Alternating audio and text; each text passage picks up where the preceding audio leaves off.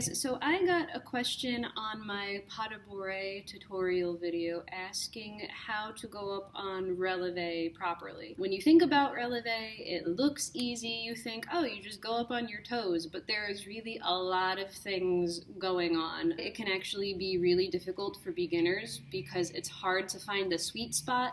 And everybody has a slightly different foot, so where your sweet spot is might not be where somebody else's sweet spot is. There are a lot of things to consider, like the stability of your ankle and the flexibility of your instep and your metatarsals and the strength of your arch. Some people have very archy feet, some people have flat feet, some people have a very high instep, some people have a very low instep. There are situations where instead of a relevé and rolling through your feet, you might have to actually hop. And a relevé in slippers feels a lot different than a relevé in pointe shoes. And you might hear your teacher give you corrections and you're not sure what they mean. And sometimes you might see professionals doing things that you thought were the wrong thing to do, and I'll go over that as well. So the first half of this video is going to be relevé in demi pointe, so going up on relevé in slippers, and then the second half of the video is going to be in pointe shoes. Enjoy! Alright everybody, make yourselves comfortable because this is actually going to be a very long video with a lot of pictures and a lot of explanations. I wish I could make it shorter, but relevé is deceptively complicated. This is just another example of how ballet is made to look so easy, but it's actually one of the most difficult things you could master. The word relevé comes from the French verb to rise, so it means you rise up on your leg and you essentially become taller. Relevés are most often seen during turns because the surface area of the bottom of your foot making contact with the floor is decreased, so you have less friction and it's easier for you to turn. But relevé is also used in a lot of other steps like pas de bourrées, piqués, fondus, etc. Over the years, relevés have gotten higher and they're used more frequently to make movements look more fluid or to make it look like you're floating. And even when pointe shoes were first being worn, dancers did not go up in pointe nearly as much as they do today. So I think my number one tip for going up on relevé and demi pointe is to put your weight in this little circle that I'm making. So your weight should feel like it's on your big toe and your second toe and on the ball of your foot. You never want your weight to be on your pinky toes. This is because there's a sort of connection, a straight line going from your big toe joint to your knee up to the rest of your leg. So you really have to feel like your whole foot and leg become a straight line that's perpendicular to the floor. The front of your ankle, or the medial part of your ankle, is also stronger and more rigid than the back of your ankle. Putting your weight in your big toes is more safe and stable. A tiny bit of weight can be in your pinky toes, but you shouldn't really need them. You can see me lifting my pinky toes here. And sickling on your pinky toes puts stress on the back of your ankle, or the lateral part of your ankle. And this is the part of your ankle that is most prone to sprains. And look, your leg is no longer in a straight line or perpendicular to the floor when you start to sickle. And also, going too far over your big toes isn't good either, because you can't keep your knee straight. A bent leg is not correct and it's not stable. You won't be able to do much of anything on a wonky leg like this. Another way you can check your ankles is by doing relevé in parallel and look at yourself in the mirror. Keep looking for a straight up and down perpendicular line from your big toes up to the rest of your leg. Sickling ruins the straight up and down line by curving your ankles outward. Again, this is also the most dangerous. And overcompensating on your big toes ruins the straight line too because you bend your knees and you weaken your legs by doing this.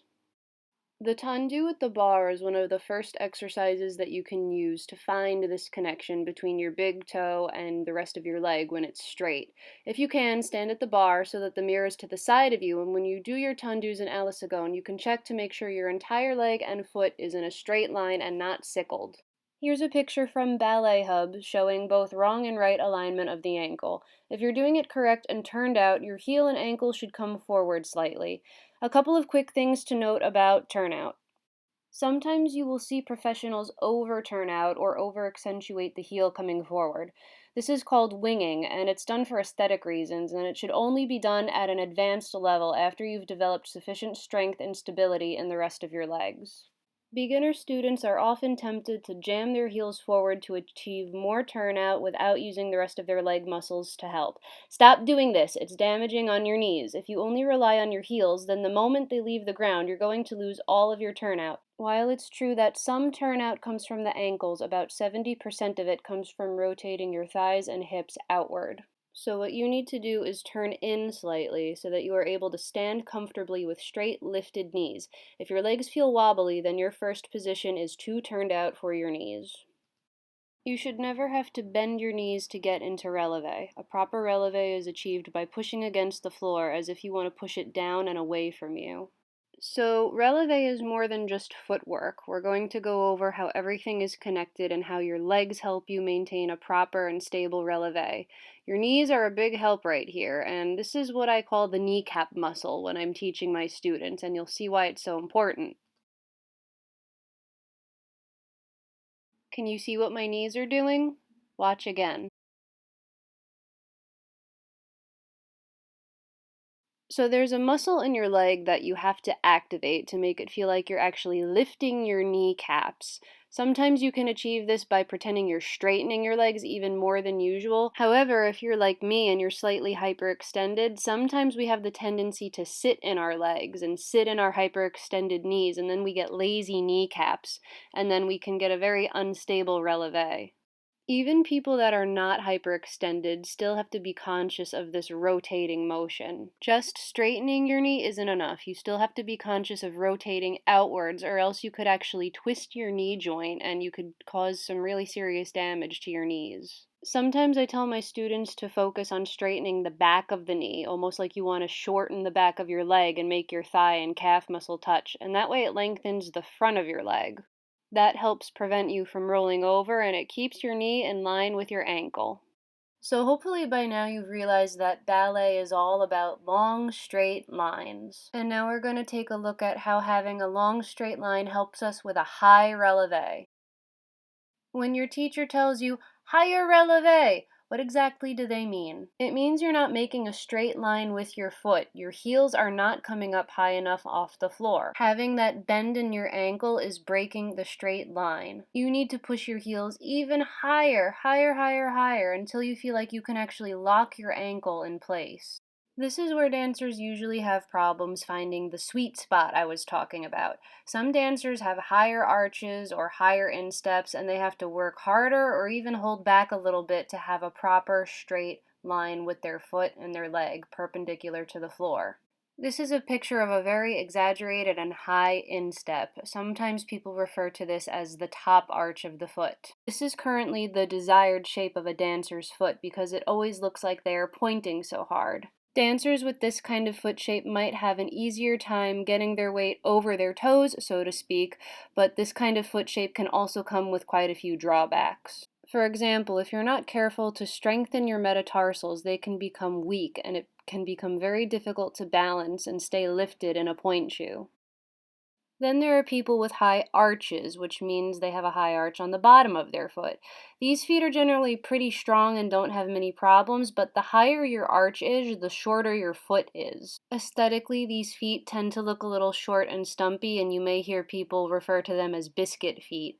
Then there are people with flat feet, with seemingly no arch at the bottom of their foot at all. These people are thought to be very unlucky because they have rigid feet that are prone to sprains. However, ballet is actually one of the best fixes for flat feet. You build a lot of muscle in your arch, and you can eventually restore your arch in your feet. Although people with flat feet generally have to stretch a lot more and work a lot harder to get their feet to look like they're pointing as much as somebody with an arched foot. Arches and insteps don't always go hand in hand. For example, if you're watching me, you can see that when I go on relevé, I have a pretty decent arch, but I have absolutely no instep. There's really nothing wrong with having a low instep. It doesn't really make your dancing any better or worse. It just doesn't look as pretty when you point your feet. If you're somebody with flat feet, you might need to strengthen your arch to be able to go up on a high relevé. Pointing your toe and going on a high relevé is just as much about stretching the top of your foot as it is about contracting the bottom of your foot. A way to strengthen your toes and the bottom of your feet is to do any kind of toe exercise. You might even want to practice picking things up with your toes, like a marble, or scrunching a towel with your toes. You also need to stretch that toe joint so going up on a high relevé doesn't feel like a tight burning sensation in your foot. Unfortunately for us people with a low instep, there's really not much you can do about it. A low instep is due more to bone structure than it is to muscle strength. They do make torture devices called foot stretchers, which do stretch the tops of your feet, but they can sometimes be dangerous if you overdo it.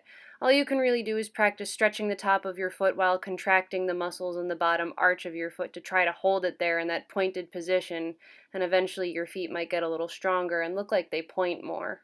You can also gently stretch the tops of your feet and your metatarsals by pushing your foot on the floor. However, you gotta do the same thing by keeping a straight line from your toe joint up to your knee. If you break that line with your ankle, like this, you're actually doing it wrong. I don't want you crunching your knuckles. So you really have to go even farther than you think you've ever gone before, but I don't really recommend this as it can be difficult or painful for beginners. So hopefully at this point I've given you all the tools you need to actually find your high proper relevé. So now I want to go over a few examples where you actually kind of hop or suck your legs up underneath you instead of rolling up. For example, in Susu, if you're in fifth position and you just roll up, you're not in fifth position anymore. You actually have to bring your front foot or the working foot in so that your ankles are properly crossed. A susu should really look like one foot but with two sets of heels sticking out in the back.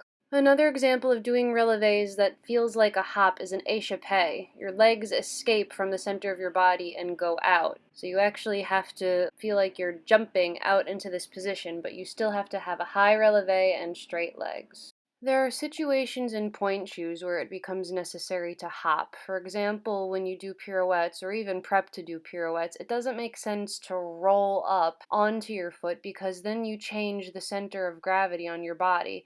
It's much more efficient to suck your leg up underneath you, similar to how we were just doing in Susu. But before we even get into that, we still have to recap.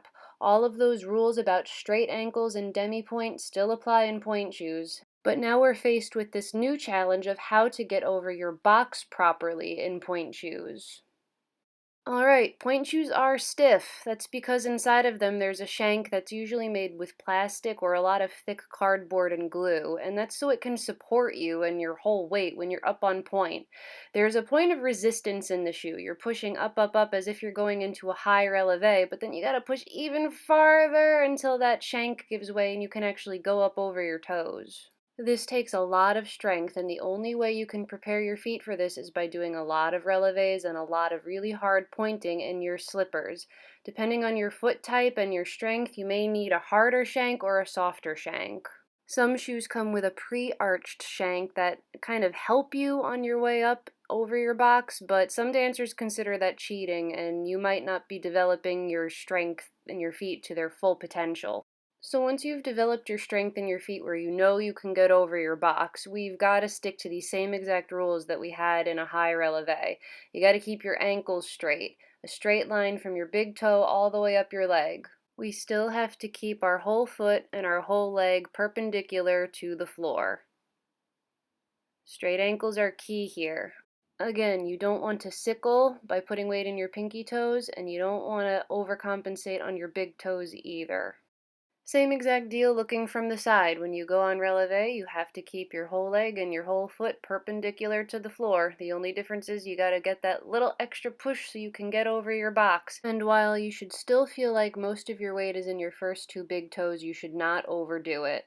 You should never overcompensate by going too far on your big toes, and you should never go all the way back on your pinky toes. That is the most dangerous, especially in point shoes. I often recommend that my students take the bar in their point shoes, even if they don't go all the way up into point. They get used to the feeling of working through the shoe, and they can still check that they're not sickling and not going too far in any direction that they should be going. They can also use this opportunity to strengthen that connection between their foot and their leg and work on lifting and straightening that kneecap muscle we talked about earlier. If anything, this kneecap muscle is even more important in point shoes because when you're on your point shoe, you have so little friction and it's so hard to maintain that rotation and turning out feeling. So like I said, imagine that you want to shorten the back part of your leg. Imagine like you're trying to squeeze this little dimple closed here where my finger is pointing. This helps lengthen the front of your leg and keep you long and lifted, and it helps keep you from sinking into your pointe shoes. Just as if you were in slippers, a high relevé is achieved by feeling like you're pushing the floor down and away from you, with nice straight knees the whole time. Something that happens a lot with beginner or new pointe students is something called pulling back, and this is when they can't seem to get over the box of their shoe. Usually this is because the shank is too hard for your foot and you haven't developed enough strength to really push through that little spot where the shank gives way and you can finally get over your box. It could also be because you were training poorly or being lazy when you were going on to a high demi point. You never achieved it. You sat in a very low demi point and never really developed those muscles to get you all the way up on a high and proper relevé. As far as I'm concerned, you should never even consider pointe shoes until you can achieve this high relevé, and any teacher that gives you permission to is really irresponsible. It's seeing stuff like this that makes dancers want to scream, because not only is it ugly and dangerous, it's just wrong, and it shows that you don't care about doing it the right way, and that you don't want to take the time to work hard and get it right. You just want to slap on pointe shoes because they look cool. This is one of the reasons why classically trained dancers were rolling their eyes and scoffing when they saw these girls doing hip lay or hip hop ballet. We don't care that you're doing something different on pointe, we just care that you're breaking all the rules of pointe shoes. You're breaking the lines of your legs, and this is dangerous. If you want to do something different, find another shoe to do it, because pointe shoes are not designed to be worn like this. Literally every picture or video I find of them, they're doing something dangerous like sickling or pulling back or something that's called knuckling. Knuckling is when your metatarsals seem to have the flexibility to go over your box, but you're not actually pointing your foot inside your shoe. You're relying on the shoe to do the work for you. If your feet aren't strong enough to point on the inside of your pointe shoe without the weight of your body bending the shoe for you, you should not be in pointe.